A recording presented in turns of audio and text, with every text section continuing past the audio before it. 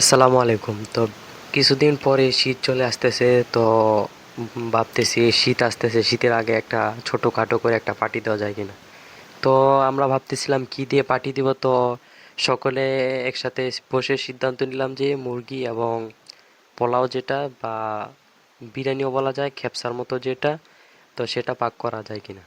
তো প্রথমে আমরা আলুগুলো ভেজে নিচ্ছি, তারপর মুরগিগুলো রোস্ট করে নিচ্ছি। রোস্ট এদিকে অন্যজন লেবু, শসা, সালাদ আর কাঁচামরিচ যেগুলো আছে সবগুলো কেটে নিচ্ছে সুন্দর করে, পরিষ্কার করে, প্রসেসিং করে। তো অন্যদিকে আমরা দেখতে পাচ্ছেন আমাদের সেই আলুগুলো ভাজা হয়ে গেছে। এখন মুরগিগুলো ফ্রাইয়ের মতো করে ভেজে নিচ্ছি। ভেজে নেওয়ার পর এগুলো আমরা সুন্দর করে পেস্ট দিয়ে ভুনা করে তারপর বিরিয়ানির মধ্যে দিয়ে দিব, যাতে কোনো রকম আলাদা একটা টেস্ট আছে।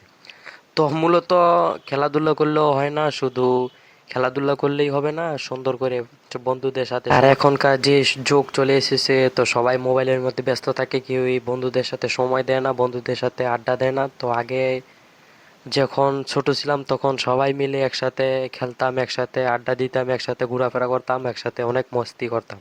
তো কিন্তু এখন আর সেই যুগটা নাই, সেই যুগটা চলে গেছে। তো এখন সবাই যার যার কাজ নিয়ে ব্যস্ত এবং যে যার মতো।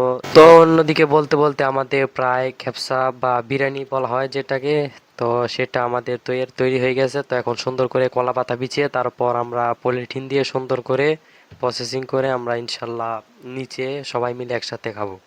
তো খাওয়ার ভিডিও ইনশাল্লাহ সবাইকে দেখানোর চেষ্টা করব। কিন্তু এর মধ্যে আরেকটা সমস্যা হয়ে গিয়েছে যে আমরা যে কলা পাতাগুলো এনেছি তা নষ্ট হয়ে গেছে। আবার অন্যদিকে আরেকজন মজা করে একজনের উপরই বিরিয়ানি ঢেলে দিয়েছে।